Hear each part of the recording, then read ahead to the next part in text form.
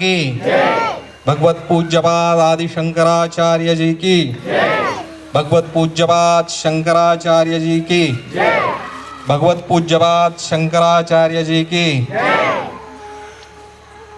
सनातन वैदिक हिंदू धर्म की सनातन हिंदू वैदिक धर्म की सनातन वैदिक हिंदू धर्म की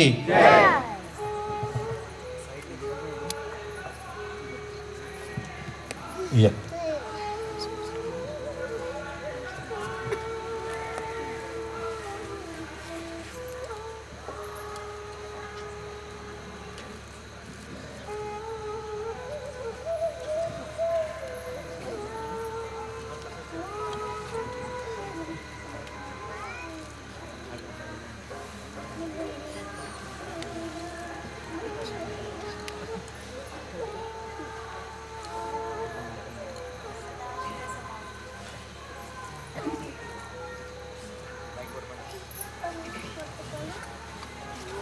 सदाशिवसमारम्भां शङ्कराचार्यमध्यमाम् अस्मदाचार्यपर्यन्तां वन्दे गुरुपरम्परां श्रुतिस्मृतिपुराणानाम् आलयं करुणालयं नमामि भगवत्पादं शङ्करं लोकशङ्करम् शङ्करं शङ्कराचार्यं केशवं बादरायणं सूत्रभाष्यकृतौ वन्दे भगवन्तौ पुनः पुनः ईश्वरो गुरुरात्मेति मूर्तिभेदविभागिने व्योमवद्व्याप्तदेहाय दक्षिणामूर्तये नमः।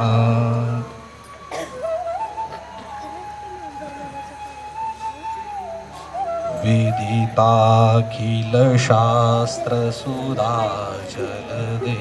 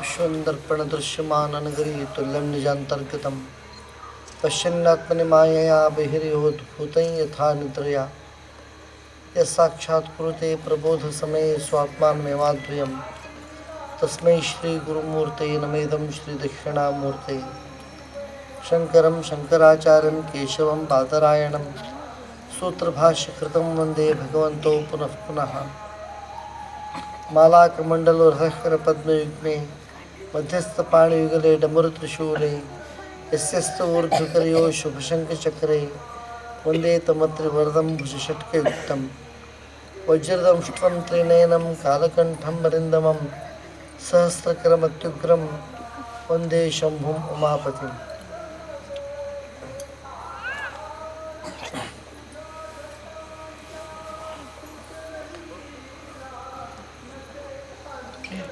मी तेथे कर्नाटकमध्ये जन्म घेतलेला आहे आणि तिथूनच माझा बालपण आणि शिक्षण तिथेच झालेलं आहे.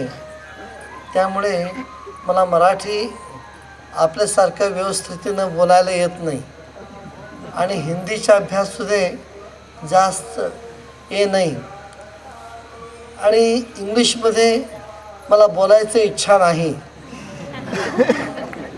आम्ही भारतीय आहे, त्यामुळे आमच्या भारतीय भाषामध्येच बोलायचा मी इच्छा करतो.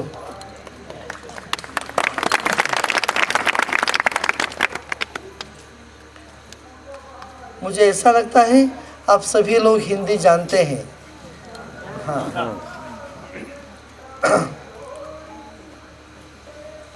मुझे जब मैं वहाँ श्रीरामपुर में आया था, उस समय स्वामी जी के फ़ोन आया और वहाँ मुझे वो आमंत्रण देने के लिए शिवरात्रि के यहाँ सुंदर उत्सव पर आमंत्रण देने के लिए वहाँ आए और मुझे आमंत्रण दिया. मुझे तो बहुत संतोष हो गया है. वस्तुतः आज का दिवस मैं अंबरनाथ में रहने वाला था. वहाँ रह के वहाँ हमारी उपासना वो संपन्न करने का विचार था. पर जब मुझे शिवरात्रि के उत्सव पर यहाँ आने का आमंत्रण मिल गया, मैं संतोष से उसको स्वीकार करके यहाँ आने का आज मुझे अवकाश मिल गया. मुझे तो बहुत संतोष होता है, समाधान होता है यहाँ के परिसर में आकर. इस सुंदर परिस्थिति को देखकर मुझे ऐसा लगता है कि मैं वहाँ वो महाराष्ट्र में हो अथवा कर्नाटक में हो अथवा स्वर्ग के नंदनवन में हो, मुझे ऐसा लगता है. यहाँ आने पर किसी विचार का किसी रहने का विचार ही आता नहीं. इतने सुंदर परिसर है और वाइब्रेशंस भी बहुत अच्छा है. इसलिए वो जो है वो सब यहाँ के परिस्थिति का निर्माण जो किया है स्वामी जी, परम पूज्य स्वामी जी स्वरूपानंद जी महाराज. मैंने सुना यहाँ आकर वो 25 वर्ष हो गए और 25 वर्षों से उनका तपस्या और इनका आध्यात्मिक तेज, आध्यात्मिक बल और आध्यात्मिक शक्ति आप सभी लोगों ने उन तपस्याओं का आस्वादन, वो फलों का आस्वादन आपने ले लिया है. और यहाँ वो तपस्या का जो फल है और वो वाइब्रेशंस है, उसका अनुभव करने के लिए हमको कुछ मानसिक शक्ति चाहिए. सामान्य मनुष्य को वो प्राप्त हो ही नहीं सकता. इसके बारे में मैं थोड़ा कुछ मैं आपको बताना चाहता हूँ. ईश्वर जी ने पार्वती को योगों का रहस्य बताते हुए उन्होंने कहा, जब व्यक्ति अष्टांग योग का अभ्यास करता है, अष्टांग योग सबसे पहले वो अष्टांग योग में यम, नियम, आसन, प्राणायाम, प्रत्याहार, धारणा, ध्यान, समाधि, पहले जो 5 है वो बहिर्मुख साधनाएं हैं और जो अंत के जो 3 साधनाएं हैं, धारणा, ध्यान, समाधि, वो तो अंतर्मुख साधना है. इसलिए अंतर्मुख होने से पहले सबसे पहले हम यम नियमों को आचरण करके हमारा इंद्रियों को वश में करना अत्यंत अवश्य है. जो आचार्य जी ने श्रीमद् जगद्गुरु शंकराचार्य, उन्होंने केरल में जन्म लेकर वहाँ से 5 वर्ष में वो उपनीत होकर 8वें वर्ष में उनका संन्यास हो गया और गुरु शोध करते हुए गोविंद भगवत पादाचार्य के पास जब वो नर्मदा तीर पर आ गए, उनसे अनुग्रह लेके उन्होंने प्रस्थानत्रय उन पर भाष्यों का भाष्य रचना करने के लिए उन गुरुमुख से उन्होंने आज्ञा लिया और उन्हीं के प्रेरणा से उन भाष्यों को वो समाप्त कर दिया। वो भाष्यों का जो तात्पर्य है, जो आध्यात्मिक तात्पर्य है, वो सभी वो भगवद गीता और 10 उपनिषद और 555 ये ब्रह्मसूत्र जो है, उन्हीं तत्वों को जो आध्यात्मिक स्वाद है, रस है, वो सब रस उसमें डाल दिया। सामान्य जनों को, सामान्य मनुष्य को समझने के लिए, समझाने के लिए उन्होंने अत्यंत सरल रूप से उन्होंने भाष्य दिखाया और उसके साथ साथ उन्होंने आदेश भी किया और उपदेश भी किया। उन उपदेशों का जो सार है, वो सार सहज भाव से वो प्राप्त हो नहीं सकता। जो व्यक्ति हमारे भारत में गत वैभव के बारे में अगर थोड़ा सोच लिया तो हमें ऐसा लगता है हम जो हिंदू हैं वो सभी लोग, हम सभी योग का अभ्यास किए हुए हैं। मैं एक उदाहरण मैं बताना चाहता हूँ। एक बार क्या हुआ, स्वामी नरसिंह सरस्वती महाराज, उन्होंने सभी लोग मिले हुए थे, उनको तीर्थ देने के लिए वो सभी लोगों को बुलाया। सबसे पहले एक शूद्र व्यक्ति को उनको बुलाकर उनको तीर्थ देने के लिए उनको बुलाया और तीर्थ देने के लिए वो तत्पर हो गया। उस समय कुछ ब्राह्मणों ने आक्षेप किया, वो गुरु चरित्र में भी इस विषय आता है, नहीं सबसे पहले ब्राह्मणों को देना चाहिए, बाद में शूद्रों को देना चाहिए। लेकिन क्या होता है, समाज में जो व्यवस्था है, चातुर्वर्ण्यम मया सृष्टम गुण कर्म विभागशः, ये तो सत्य की बात है। लेकिन क्या है, जब साधु संत लोग देखते हैं, वो देह बुद्धि से देखते नहीं, वो जीव बुद्धि से देखते हैं। इसलिए जो उनको वहाँ 4 लाइन को लगाकर उन्होंने एक लाइन पास करने के लिए उसको निकालकर बाहर आने के लिए उनको आज्ञा किया। और जब एक लाइन पास करके वो आ गया, तब उन्होंने पिछले जन्म का, नहीं उस जन्म में मैं वैश्य था, मुझे ऐसे ऐसे हो गया, वो सब बता देता है। दूसरे लाइन पार करने के बाद मैं क्षत्रिय था, ऐसे ऐसे हो गया, मैं शूरवीर था, इतने लड़ाई वो लड़ाई में भाग लिया था, ऐसे ऐसे वो बताया। बाद में तीसरे लाइन जब उन्होंने पार किया, उस समय वो अग्नि सूक्त, ऋग्वेद का पहला सूक्त जो है, अग्निमीळे पुरोहितम यज्ञस्य देव मृत्युजम, इसको सूक्त कहने के लिए शुरू कर दिया। सभी लोगों को आश्चर्य हो गया कि ऐसा ही शूद्र व्यक्ति वो ऐसे मंत्र कैसे बता सकता है।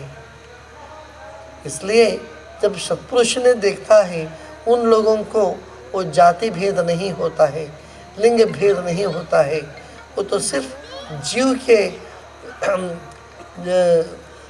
जीव बुद्धि से ही वो देखता है इंसान को। इसलिए जो हमारे वहाँ जब मैं पूर्वाश्रम में धारवाड़ में अभ्यास करता था, उस समय हमारे स्कूल पर एक गाय आता था, वहाँ गाय आती थी। उस समय वो दोपहर में बच्चे लोग खाना खाने के बाद वो पानी पीते हैं, उसके बाद वो नल बंद करके वो जाते थे। एक गाय को मैंने ऑब्जर्वेशन किया, वो अपने सींग से उनको चालू करके वो पानी पिया, बाद में उसको बंद करके चला गया।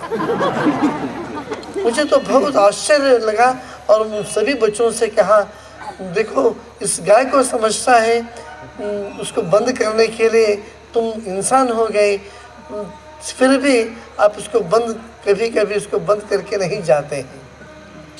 पानी का महत्व वो जानवर जानता है, लेकिन आप नहीं जानते हैं।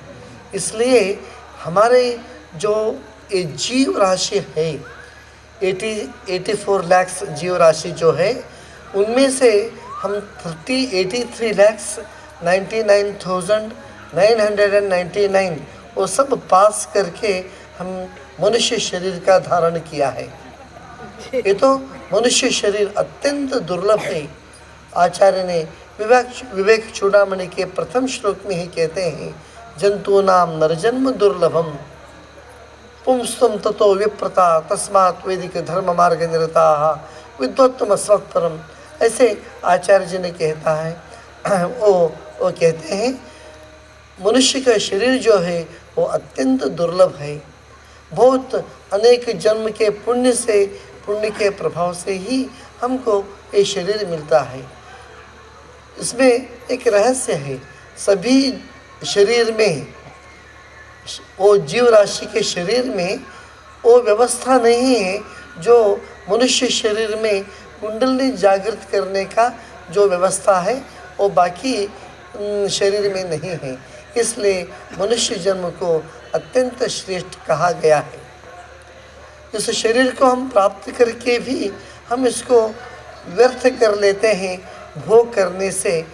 इसलिए स्वामी विवेकानंद जी वो कहते हैं, वो राजयोग के बारे में प्रवचन करते समय, हमारे जो भारतीय हैं वो सभी उनको एक नियम रख के वो सब साधनाएं करते हैं, लेकिन यहाँ तो नियम रखता ही नहीं।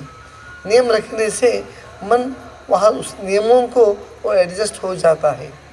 आज हमारे मन में ये विचार आ गया, आज शिवरात्रि है, आज सुबह से शाम तक कुछ खाने का नहीं, सिर्फ एक गिलास दूध साध्य हो, एक गिलास दूध और 4-5 डेट्स खाना इतना पर्याप्त मुझे ऐसा लगा।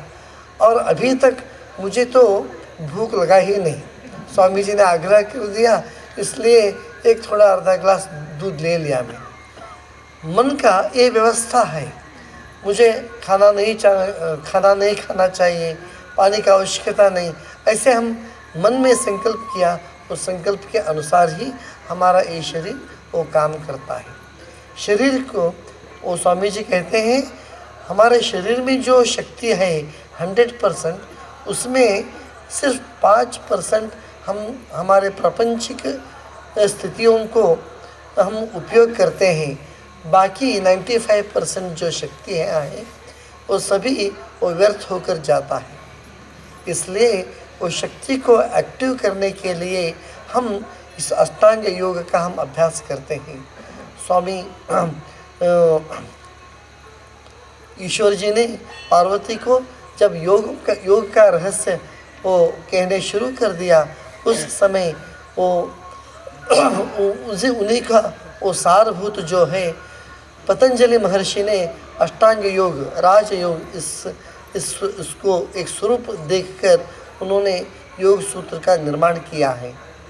महर्षि पतंजलि उन योग सूत्रों के आधार पर ही हम सबसे पहले सामान्य, हम मध्यम वर्ग के लोग हैं और गृहस्थ हैं जास्त, इसलिए हम यम नियमों को अभ्यास किया तो 80% पारमार्थिक में हम पास हो जाते हैं।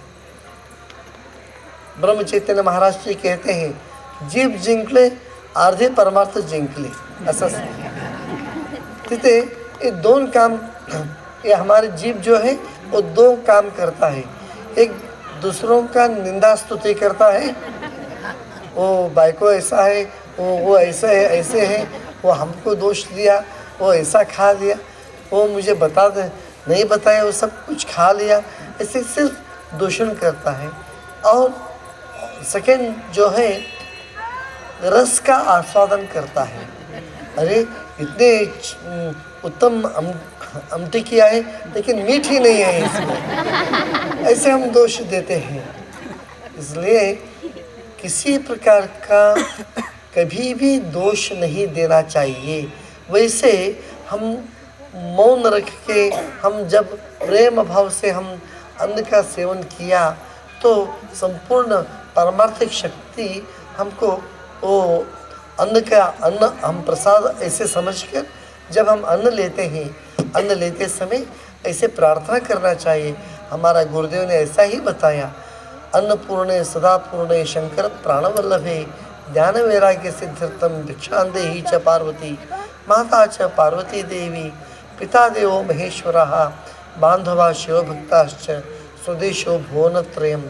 ऐसे कह कि अन्न को अभिमंत्रण करके जब हम वो प्रसाद देते हैं, वो स्थूल भाग जो है मलमूत्र स्वेद होकर निकल जाता है, और उसके भी सूक्ष्म जो है वो शरीर में जो सप्त धातुओं का आवश्यकता है उनको वो निर्माण करते हैं और बाकी जो है वो मस्तिष्क में जाकर वो सत्व शक्ति को बढ़ाता है।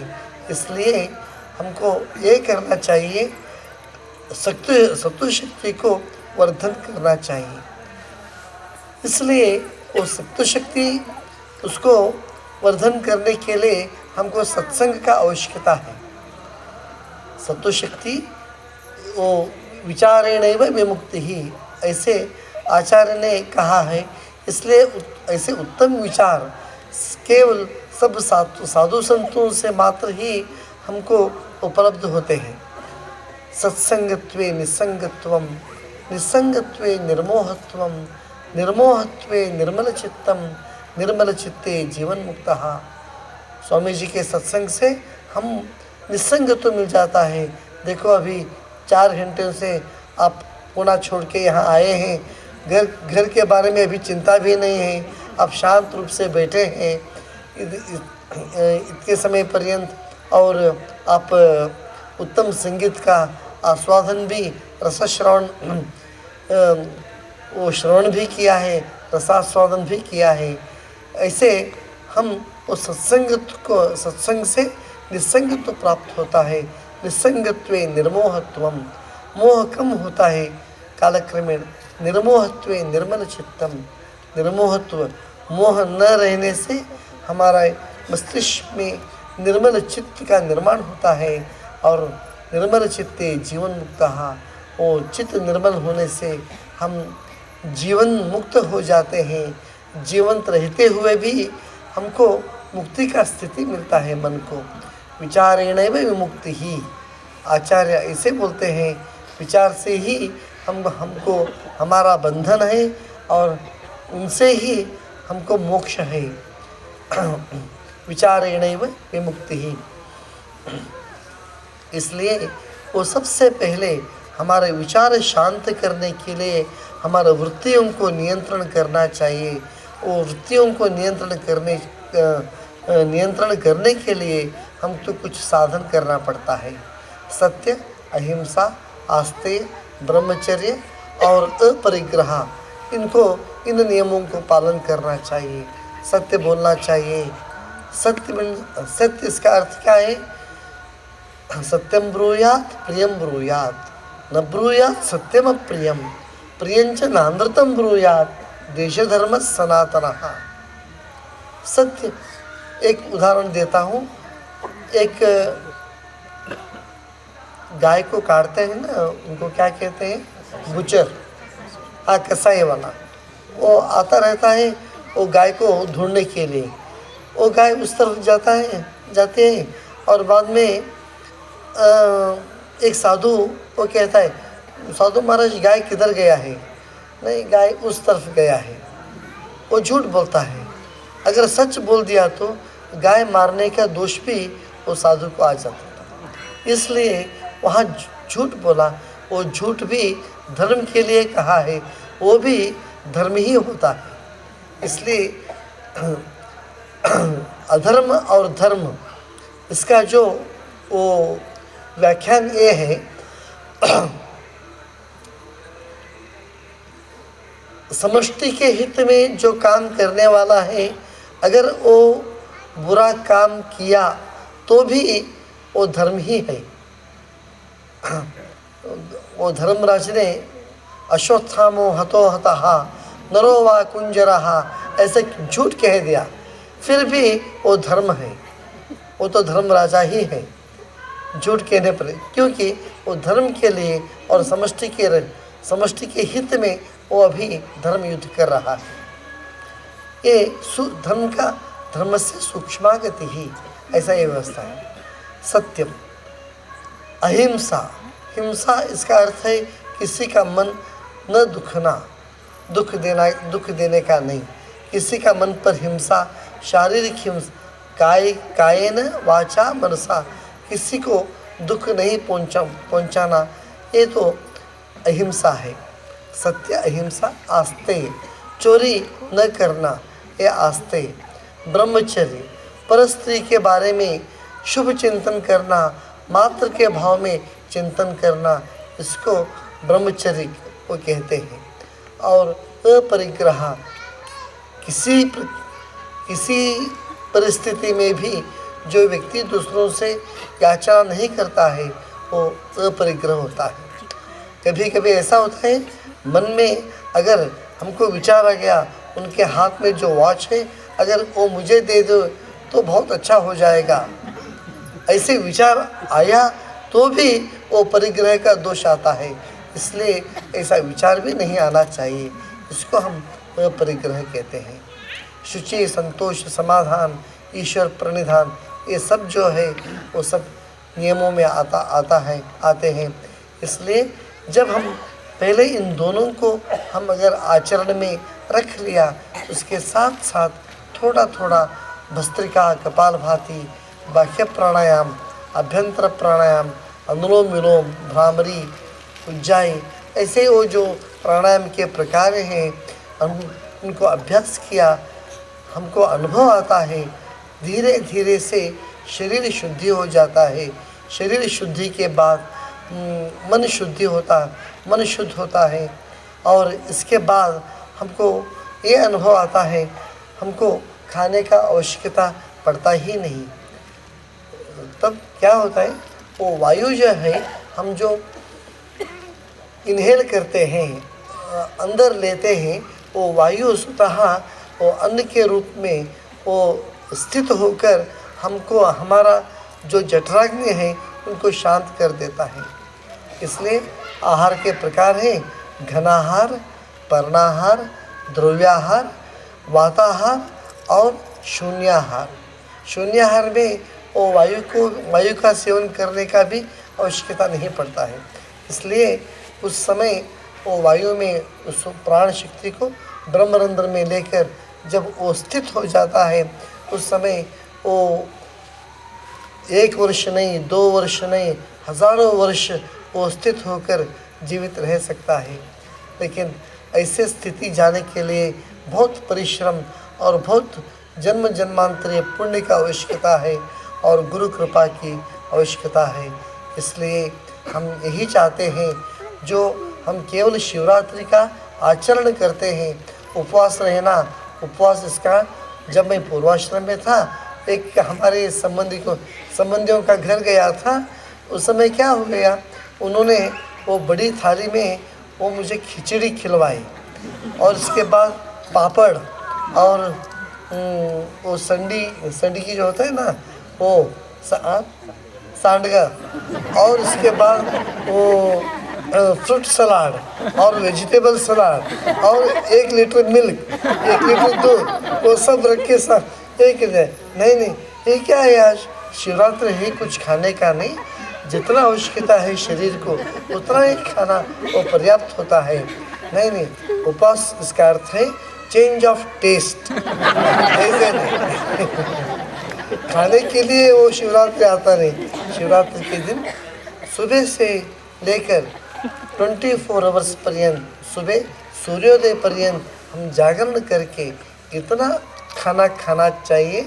हमको उस खाना खाने से निद्रा नहीं होना चाहिए, प्रमाद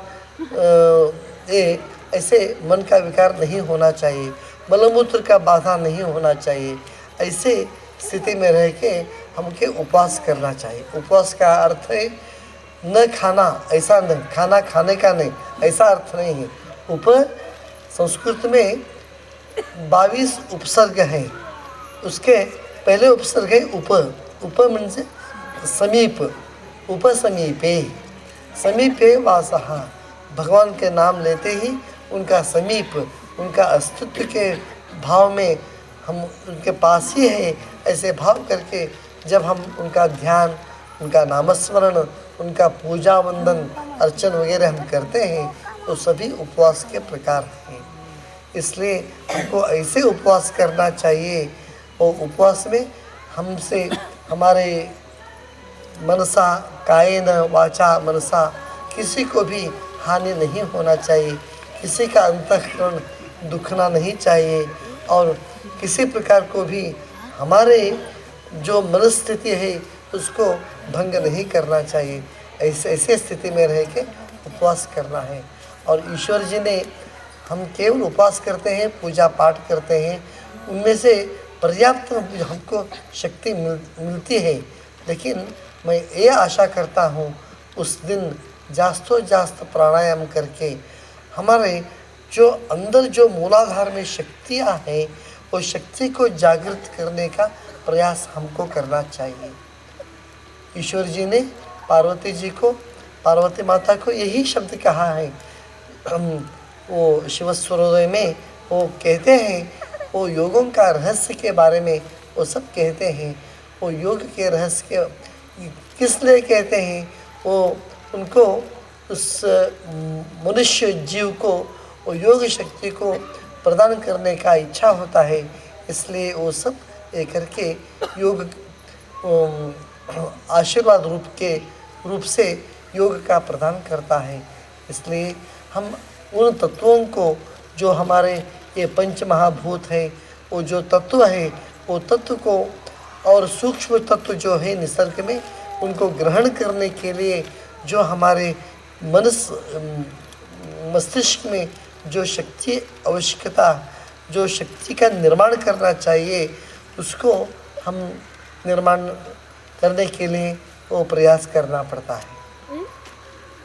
जो निसर्ग में जो तत्व है, वो तत्वों को ग्रहण करने के लिए हम कुछ साधना करने के बाद ही हमको अनुभव आता है।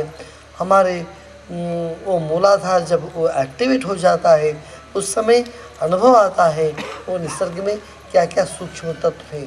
पृथ्वी देव शांति, पृथ्वी शांति, ऐसे सब वाइब्रेशंस उस निसर्ग में हैं।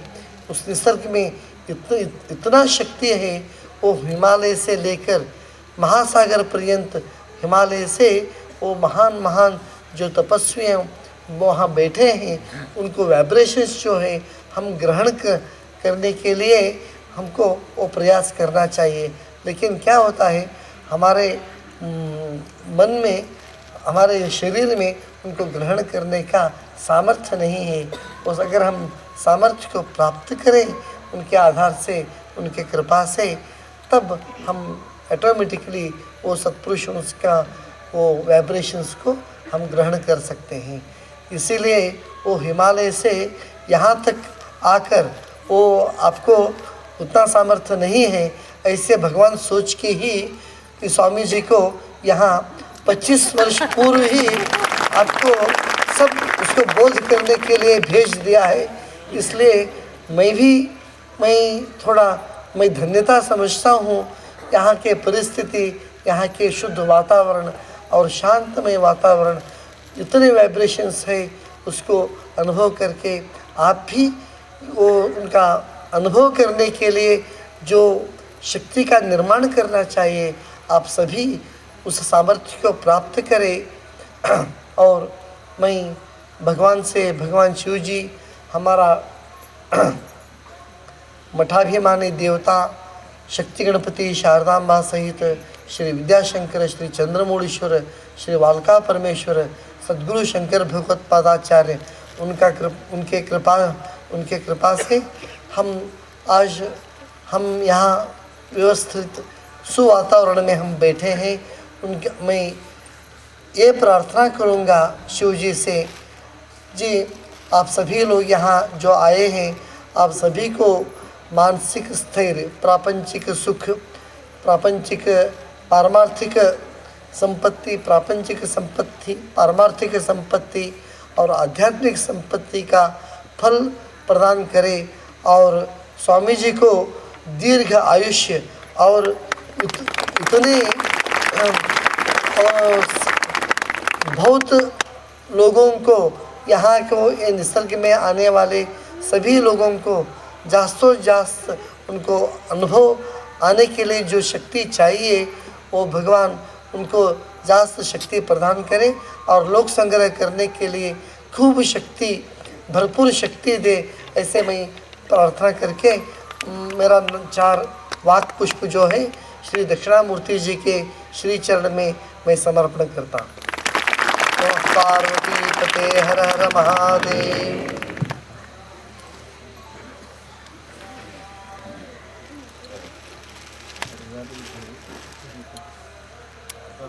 वेळ खूप झालेला आहे, मला माहीत आहे. आजपर्यंत जे आपण गेल्या 25 वर्षामध्ये या स्थानामध्ये आचार्यांच्या भाष्यांचं, शास्त्राचं जे श्रवण केलं, उपासना सेवा केली, त्याच शक्तीमुळंच या ठिकाणी अनेकांना अनेक प्रकारचे अनुभव येतात. वातावरण अतिशय शुद्ध, निर्मळ आणि शांत आहे. अशा या परिसरामध्ये, अशा या पवित्र स्थानामध्ये आशीर्वाद मिळावेत यासाठी आचार्यांच्या जवळ गेलो असताना इतक्या सहजपणानं आम्ही चर्चा करत होतो. कोणत्याही प्रकारचा एक त्याला जे बॅरियर्स म्हणतात, ते बॅरियर्स सर्व सोडून आम्ही खुल्या मनानं काही विषयांच्यावर चर्चा करत असताना त्यांना प्रार्थना केली की आपण दक्षिणामूर्ती भगवंताचं दर्शन घ्यायला यावं आणि या महाशिवरात्रीचा सोहळा जो असतो त्या सोहळ्याला सर्वांना आशीर्वाद द्यावे. मगाशी त्यांनी सांगितलं की खरं म्हणलं तर त्यांचा कार्यक्रम निराळा होता, परंतु तो सर्व कार्यक्रम बदलून केवळ आपल्या सर्वांच्यासाठीच प्रेमामुळं या ठिकाणी ते आले, आम्हाला शुभाशीर्वाद दिले, शक्ती सामर्थ्य दिलं आणि एकच आपल्या जीवनाची दिशा जी आहे ती दिशा आणखीन स्पष्ट केली आणि ती म्हणजे बहिरंगानं आणि अंतरंगानं जीवनाची शुद्धी करणं, संयमित जीवन जगणं, शुद्ध विचार, शुद्ध भावना ठेवणं, यासाठी आध्यात्मिक साधना आहे. आणि याच्यामुळंच व्यक्तीमधले दोष, कुटुंबामधले दोष, समाजामध्ये निर्माण होणारे सुद्धा सर्व प्रकारचे जे दोष जे आहेत ते निवारण होतात आणि एक समाज, एक प्रचंड अशी असणारी जी सामाजिक शक्ती, स्थैर्यता आणि धैर्य निर्माण होतं. असा समाज निर्माण करणं हेच शास्त्राचं कार्य, शास्त्राची दृष्टी, आचार्यांची दृष्टी आहे. नव्हे ती आपल्या ज्ञानदेवांचीही दृष्टी आहे. म्हणूनच ज्ञानदेवांनी सुद्धा सगळ्यात शेवटी जेव्हा प्रार्थना केली, ती प्रार्थना करताना गुरुना एकच मागणं मागितलंय, स्वतःसाठी नाही, समाजाच्या उद्धारासाठी, समाजाच्या कल्याणासाठी, संपूर्ण मानव जातीचा उत्कर्षासाठी त्यांनी ती मागणी मागितलेली आहे. जे खळांची व्यंकटी सांडो, तया सत्कर्मी रती वाढो, भूता परस्परे पडो मैत्र जीवांचे. हाच संदेश आजच्या या शिवरात्रीच्या निमित्तानं आपण घेऊ, आत्मसात करू आणि भगवान दक्षिणामूर्तीचे सर्वांच्यावर कृपा आशीर्वाद प्राप्त होऊन शारीरिक मानसिक स्थैर्य शांती प्राप्त हो, हीच मी भगवान दक्षिणामूर्तीच्या चरणी प्रार्थना करतो, आचार्य यांच्याजवळ प्रार्थना करतो. आणि खरोखरच मी म्हणेन की आचार्य या ठिकाणी आले, मला तर स्वतःला अतिशय आनंद तर झालाच आहे, सर्वांनाच झाला असेल निश्चितपणानं. परंतु हेच आचार्य पुन्हा आपल्याला 4 मेला 3 आणि 4 मेच्या दिवशी त्र्यंबकेश्वरमध्ये दर्शनासाठी आणि आशीर्वचनासाठी येणार आहे.